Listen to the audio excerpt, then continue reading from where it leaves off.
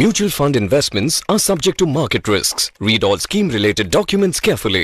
So మీరు ప్రతి వీడియోలో ఇన్ఫ్లేషన్ ఇస్ ద కీ అంటారు. ఇన్ఫ్లేషన్ మిస్ అవుతారు ప్రతి ఒక్కరు అని చెప్పి. సో ఇన్ఫ్లేషన్ యాక్చువల్ గవర్నమెంట్ ప్రకారం ఏంటంటే 5.6 అనేది ఇన్ఫ్లేషన్ చెప్తుంది. సో మీరు మీ అనాలిసిస్ వీడియోస్లో ఆల్మోస్ట్ ఒక 7% వరకు ఇన్ఫ్లేషన్ ఉంటుందని చెప్తారు.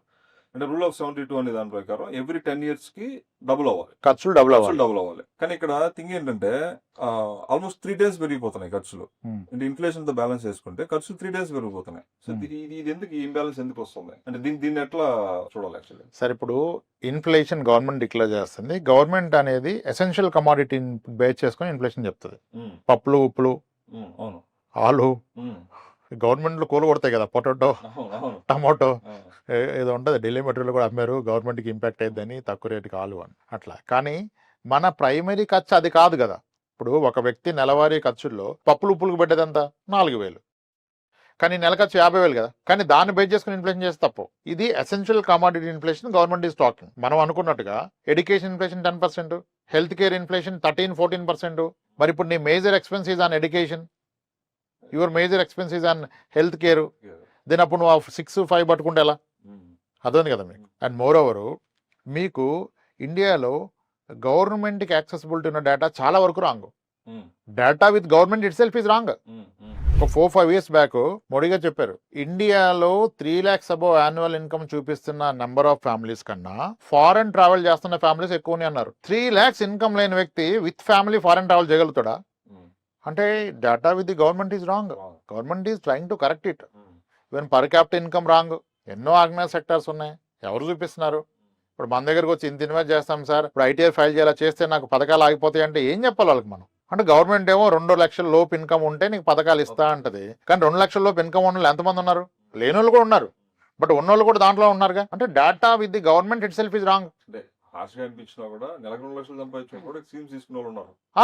లక్షలు సంపాదించి నెలకి 2 లక్షలు సంపాదించి నెలకి సంవత్సరానికి కాదు, స్కీమ్ తీసుకుని ఉన్నారు.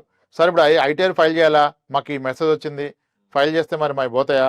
నిన్న కూడా ఒక ఎంతో మాడుతున్నా, మా ఫాదర్కి వచ్చే బెనిఫిట్ ఎందుకు, మీ ఫాదర్కి మీకు ఏమంటే అందరం ఒకే రేషన్ కార్డులో ఉన్నాం సార్ అంటాడు కదా. ఇదంతా ప్రాబ్లం కదా అది. కాబట్టి గవర్నమెంట్ దగ్గర ఉన్న డేటా రాంగ్. వాళ్ళు ఆ డేటా ప్రకారం చెప్తున్నారు మీకు 5.66 అని, మనం 7 అంటాం. 7 ఈజ్ ఆల్సో రాంగ్. సరే, 7 రైట్ అని పట్టుకున్నా, మనం కమాడిటీ సర్వీసెస్ అండ్ కమాడిటీస్ మనం వాడుకునే దానికి మనం 7% అంటున్నాం. కానీ in addition to this there is something called life style inflation. Life style inflation అంటే ఇప్పుడు నా first car Maruti 800 second hand car కొనుక్కున్నా, 95,000 కొనుక్కున్నా. Very good, well condition car. ఆయన 3,000 kilometers తిరిగారు.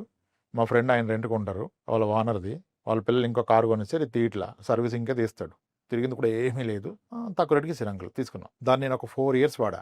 అప్పుడు నాకు మైలేజ్ ఎక్కువ వచ్చేదిగా. 800 అంటే 16 ఎంతో ఇస్తుంది కదా. దాన్ని ఫుల్గా వాడి మళ్ళీ అదే రేటుకి అమ్మేశాక మళ్ళీ ఒక i20 కారు కొనుక్కున్నా, డీజిల్ స్పోర్ట్స్. అది తక్కువ ఇచ్చేది మైలేజ్ దానికన్నా.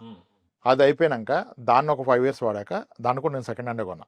ఇప్పుడైతే సెకండ్ హ్యాండ్ కొన్నాం, కొరదని చెప్తున్నా, అప్పుడు కొన్నాం అండ్ నా పరిస్థితి అంతే. అది కొన్నా. తర్వాత ఏం చేసినంటే టాటా నెక్సాన్ ఈవీ కొనుక్కున్నా. ఎందుకు? ఆపరేషన్ కాస్ట్ 0 కదా, ఎలక్ట్రిక్ తీసుకున్నా. నా పాత ఫ్లాట్కి సోలార్ కూడా పెట్టించా, ఆ పవరే వాడేది. సో ఐ థాట్ నేను ఆపరేషన్ కాస్ట్ తగ్గించాలనుకున్నా. ఫస్ట్ నా క్యాపిటల్ 19 లక్షలు పోయిందన్న విషయం మర్చిపోయినా. అంతకుముందేమో 1,00,000 కొన్నా, తర్వాత 4.7 lakhs కొన్నా. 4.7 దాన్ని కూడా 3.2 lakhs కమ్మినా 4-5 years వాడి. ఈసారి నేనేం చేశా, 19 lakhs అరౌండ్ లైఫ్ ట్యాక్స్ అది వెనక్కి వచ్చింది. ఆల్మోస్ట్ 17.6 lakhs పెట్టి కార్ తీసుకొని నా ఫ్యూయల్ కాస్ట్ తగ్గిపోయింది అనుకున్నా. నేను మిస్ అయిన పాయింట్ ఏంటి, ఇప్పుడు కొన్న 4 years కి నా కార్ కాస్ట్ ఎంత వస్తుంది ఇప్పుడు నేను అమ్మితే రీసేల్కి? దో ఆపరేషన్ కాస్ట్ తగ్గినా డిప్రిషియేషన్ 9 lakhs 10 lakhs అయిపోయింది. 10 lakhs అయిపోయింది డిప్రిషియేషన్. అంటే ఈ expenses is because of my life style upgradation. This is call life style inflation. నువ్వు లైఫ్ లాంగ్ 800 కార్ తిప్పావు కదా, నువ్వు పెట్రోల్ కాస్ట్ వేసావు, కానీ నీ మైలేజ్ తగ్గిపోయింది. మైలేజ్ కాస్ట్ వేయాలి కదా, నీ వెహికల్ డిప్రిషియేషన్ కాస్ట్ వేయాలి కదా. లైఫ్లో ఫస్ట్ టైం కొనుక్కునే వ్యక్తి కుమార్ షర్ట్లు కొంటాడు. ఏది 6,000 జీతం ఉన్నప్పుడు, 10,000 జీతం ఉన్నప్పుడు కోటిలో RX 100 RX ఉంటాయి కదా. Kumar shirt 75 rupees 85 rupees. ఎన్నాళ్ళు కుమార్ షర్ట్ వాడతాం? తర్వాత మెల్లిగా బిగ్ బజార్ షర్ట్లకి వెళ్తాం, 350-450. తర్వాత లూయిస్ ఫిలిప్, పీటర్ ఇంగ్లాండ్కి వచ్చేసంగా. మరి ఎంత పెరిగిపోయింది? అప్పుడు సంవత్సరానికి 10 షర్ట్లు కొన్న కాస్ట్లో ఒక షర్ట్ కొంటున్నాం. ఇప్పుడు నీ షర్ట్లు ఎన్ని ఉన్నాయి ఇంట్లో? 100 ఉన్నాయి. మళ్ళీ ఇవన్నీ ఎంత costly. This is call life style inflation. మనం లైఫ్ స్టైల్ ఇన్ఫ్లేషన్ ఇగ్నోర్ చేసి మనం అనుకున్న 6-7% పట్టుకొని క్యాలిక్యులేషన్ చేస్తే వీల్ గో రాంగ్. ఇది ఎక్కువ, చాలా అప్గ్రేడ్ అవుతాం కదా. ఇల్లు అనేది డ్రీము, డబుల్ బెడ్రూమ్ కొన్నాక triple bedroom is comfort, triple bedroom కొన్నాక గేటెడ్ కమ్యూనిటీస్ కంఫర్ట్, మేబీ తర్వాత విల్లా ఇస్ కంఫర్ట్. ఒకప్పుడు నీ ఫ్యామిలీ ఎక్స్పెన్స్ ఎంతో, ఇప్పుడు అది హౌస్ ఎక్స్పెన్స్ అయిపోయింది కదా. నీకు విల్లా మెయింటెనెన్స్ 8,000 12,000, మెయిడ్ 12,000. ఒకప్పుడు నువ్వు బ్రతికో 15,000కి నెలకి, 20,000లో నీ లైఫ్ ఎక్కడికి వెళ్ళిపోయింది, నెక్స్ట్ 20,000లో ఎక్కడికి వెళ్ళిపోద్ది. ఒకసారి అప్పుడే 25 lakhs కార్కి వెళ్ళాక మళ్ళీ 5 lakhs కార్కి వెళ్ళావు కదా, నెక్స్ట్ 40 lakhs కార్ కొంటాం కదా దీన్ని చేంజ్ చేసినప్పుడు. అప్పుడు నీకు మైలేజ్ 7 km/లీటర్ వస్తుంది. నువ్వు పెట్రోల్ కాస్ట్ ఇన్ఫ్లేషన్ అన్నావు, దాని మైలేజ్ కూడా ఇన్ఫ్లేషన్ కదా. దాని మైలేజ్ ఇది లైఫ్ స్టైల్ ఇన్ఫ్లేషన్. దీన్ని కంట్రోల్ చేసుకోవడం అంత ఈజీ కాదు. కాబట్టి ఇచ్చినప్పుడు నీ రిటైర్మెంట్ ప్లాన్ వేస్తున్నప్పుడు నువ్వు ఇన్ఫ్లేషన్ పట్టుకొని 10 years డబుల్ అవుతుంది అంటే అవదు, 10 yearsకి ట్రిపుల్ అవుతుంది. That is called life style inflation. ఇది లైఫ్ స్టైల్ అంటే నువ్వు పెంచుకున్నావు నీ స్టాండర్డ్ ఆఫ్ లివింగ్, అదంతా లైఫ్ స్టైల్ ఇన్ఫ్లేషన్ అయిపోతుంది. నేను పెన్షన్ అనుకోవడానికి కూడా లేదు, అసలు అవ్వదు కొన్ని. అంతే, ఇప్పుడు ఏదో చెప్తే ఐడియల్ కదా, వర్కౌట్ అవ్వదు. కొన్ని డిపార్ట్మెంట్లో కరప్షన్ చేయాలంటే అవదంటారు జనాలు, నువ్వు ఇన్వాల్వ్ అవ్వకపోతే అవుట్ అయిపోతావు అంటారు. అట్లనే లైఫ్లో కూడా లైఫ్ స్టైల్ ఇన్ఫ్లేషన్ని ఎవ్వడూ కంట్రోల్ చేయలేడు. మాతే ఇనిషియల్గా నమ్మరు. సార్ ఈ రోజు మీకు 30,000 ఖర్చు అవుతుంది కదా, 10 years పోయాక 90,000 అవుద్ది అంటే అసలు నమ్మడు. అంతెందుకు అవుతుంది సార్ అంటాడు. 20 yearsకి 2,70,000 అవుద్దంటే ఏం మాడతారు సార్ 3 లక్షలు అవుద్దా, 30 yearsకి 9 లక్షలు నెలకు అవుద్దా, పోండి సార్ అంటాడు. అదే వ్యక్తిని బాబు నీ ఏజ్ ఎంత, 30, ఎప్పుడు పుట్టావు, 94లో మీ నాన్న సాలరీ ఎంత, ఏమో సార్ అంటాడు. సరే ఖర్చు ఎంత, ఎంత ఉండే సార్ 4,000-5,000 ఉండదు అంటాడు. ఒకసారి ఫోన్ చేసి సాలరీ కనుక్కోమంటే కనుక్కుంటే వాళ్ళ ఫాదర్ సాలరీ 1,000 రూపాయలే, 1,500, 1,000 రూపాయలు. ఆ పెద్ద పోస్ట్ ఉన్న వాళ్ళది, చిన్న పోస్ట్ ఉన్న వాళ్ళది 1,000 రూపాయలు. మరి ఆయన ఖర్చు ఎంత, 5,000 అన్నావు కదా, 1,000 రూపాయలు జీతం 5,000 ఖర్చు పెట్టాడు. మరి ఆ రోజు నెలకు 1,000 రూపాయలు. ఇప్పుడు మీరు అంతా సెటిల్ అయిపోయారు, మీరు ముగ్గురు వెళ్ళిపోయారు, ఆయన ఒక్కడే ఉన్నాడు, ఊర్లో ఉన్నాడు. ఆయన మనలాగా లైఫ్ స్టైల్ అప్గ్రేడ్ చేయలే. ఆయన అప్పుడు లోనా మీద తిరిగాడు, ఇప్పుడు కొంచెం బైక్ కొనుక్కున్నాడు అంతే, అంతే కదా. ఇప్పుడు ఎంత ఉంది నెలకు ఖర్చు, 20,000 సార్. మరి ఎన్ని రేట్లు పెరిగింది 30 yearsలో, 20 times 1,000 రూపాయలు ఫర్ ద ఎంటైర్ ఫ్యామిలీ. 5గురికి కలిపి 1,000 రూపాయలు. ఈ రోజు ఇద్దరికే 20,000 అంటే 30 సంవత్సరాలు 20 రెట్లు మీ నాన్నకి పెరిగితే నీకు పెరగదా? మరి ఈ రోజు నీకు 30,000 ఉంటే 20 రెట్లు అంటే ఎంత, 20 years తర్వాత 6 లక్షలు కదా నెలకు. That's what inflation. This is because of life style inflation. మన పేరెంట్స్ మనంత లైఫ్ స్టైల్ అప్డేట్ చేయలే. వాళ్ళు ఇప్పటికీ 5-10 pairs ఆఫ్ డ్రెస్సెస్తో మేనేజ్ చేస్తారు. ఓన్లీ మేజర్ ఫెస్టివల్స్ 2కే షాపింగ్, మనలాగా మంత్లీ షాపింగ్ ఉండదు. ఇప్పుడు యాక్చువల్గా ఎన్ని షాపింగ్ మాల్స్ వచ్చాయి అసలు. ఒక టీనేజరు లేదా జెన్జీలు అంటారుగా, ఎన్ని పేర్స్ కొంటా తెలుసా, ఎన్ని పేర్స్ ఆఫ్ డ్రెస్సులు కొంటా తెలుసా, per month multiple pairs of డ్రెస్సులు కొంటున్నారు. ఎన్ని పేర్స్ ఆఫ్ షూస్ ఉంటాయి, వాచెస్ ఎన్ని ఉంటాయి, అంతా లైఫ్ స్టైల్. ఒక్కసారి అలవాటు పడితే వెనక్కి రారు లైఫ్ స్టైల్. అలా అని అది చేయడం తప్పని కూడా చెప్పట్లా, కానీ దాన్ని ఫ్యాక్టర్ చేసుకొని నీ ప్లానింగ్ ఉండాలి. ఇన్ లైన్ విత్ నీ ఇన్కమ్ పెంచుకోవాలి. నీ ఫ్యూచర్ ప్రెడిక్షన్ రాంగ్ చేయొద్దు, అంత ఎక్స్పెన్స్ అవసరం. ఇప్పుడు నేను కూడా ఎవరికైతే సరే 10 yearsకి 1,00,000 అయిద్దని నమ్మడైనా, ఇప్పుడు అంతకుమించి ఎక్కువ చెప్తే నమ్మడు. కాబట్టి ఆయన చెప్పిందని అబద్ధం చెప్పి రియలైజ్ అవుతాడులే అని 5 ఇస్తారు చెప్తారు. సార్ మీరు చెప్పింది కరెక్టే సార్, అవ్వ సార్ అర్థమైపోయింది సార్, లెక్క కరెక్టే సార్, మా ఫాదర్ని అడిగాను సార్ కరెక్టే సార్, మా ఫాదర్ని అడిగాను సార్ కరెక్టే సార్. అందుకే ఈ మధ్య నేనేం చేస్తానంటే ఎవరి ఫాదర్నో మావనో తీసుకొని రమ్మంటాను, తోడుగా తీసుకొని రా, ఏముంది ఆయన బెటర్ జడ్జ్, నేనే ఒకటి చెప్పడానికి. Let him decide. నేను చెప్పాక ఆయన నేనేం చెప్పమని చెప్పి ఆయన చెప్పిందే follow అవుదామండి.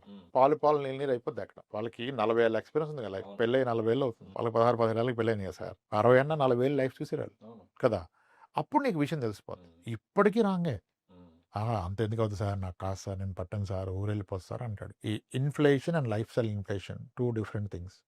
We are just going by inflation calculation, inflation numbers which are wrong. Government every month inflation మారుస్తుంది, మళ్ళీ మీకు వస్తుంది. ఎక్కడ మారింది నీ లైఫ్ స్టైల్, ఎక్కడ మారుతుంది ఇన్ఫ్లేషన్? అటు 6 అన్నా 5 అన్నా నీకు అంత తేడా పడుతుందా? ఆల్రెడీ 6 liters ఆఫ్ ఆయిల్ పడితే 6 liter ఆయిల్ ప్యాకెట్ తేవాల్సిందే, రైస్ బ్యాగ్ పడాల్సిందే.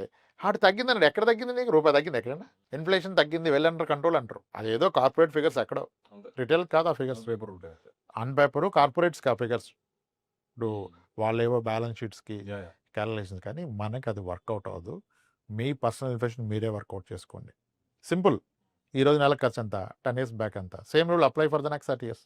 యూ విల్ అరైవ్, తెలిపోద్ది. సో ఇన్ఫ్లేషన్ వేరు, లైఫ్ స్టైల్ ఇన్ఫ్లేషన్ వేరు. Your planning has to be based on the life style inflation, not on the government declared inflation or నేను చెప్పిన inflation కాదు. Every one has his own life style inflation. ప్రతి ఒక్కరికి మారిపోతుంది life style, ఖచ్చితంగా మారిపోద్ది. ఇప్పుడు అందరం మనం అప్గ్రేడ్ అవుతున్నాం కదా. ఇంత వెకేషన్స్ ట్రావెల్ ఎక్కడ సార్ ఒకప్పుడు? ఇప్పుడు మీరు ఎయిర్పోర్ట్కి వెళ్తే నాంపల్లి రైల్వే స్టేషన్ కన్నా రద్దీగా ఉంటుంది సార్. హైదరాబాద్ ఎయిర్పోర్ట్ ఇది ఎక్స్టెండ్ చేస్తున్నారు. మీకు ఏందా ఈ ఫ్లైట్లా, బస్లా, అర్థమైందా, ట్రైన్లా, అంత రష్ ఉంది. అసలు వెకేషన్ ఎక్కడ ఉన్నాయి సార్? అప్పుడు పండగ ఊరికి వెళ్తేనే పెద్ద సంక్రాంతికి, దసరాకి అమ్మమ్మ నాయనమ్మలే తప్పితే అడుగని ఎక్కేస్తుందా? హనీమూన్లు ఉన్నాయా? ప్రీ వెడ్డింగ్ షూట్ ఉందా? మరి ఇవన్నీ ఏంది లైఫ్ స్టైలే కదా. మ్యారేజ్ కూడా ఒకప్పుడు అంతా మీరు 40 years బ్యాక్ వేస్తే అదంతా వేరు, వెరీ సింపుల్ ఉండేవన్నీ. సెలబ్రేషను, అందరూ కాంట్రిబ్యూట్ చేయడం ఒక మ్యారేజ్కి. ఇప్పుడు అది లేదు కదా సార్. సో అందుకనే life style inflation plays a major role in one's life. It's not just inflation, life style inflation.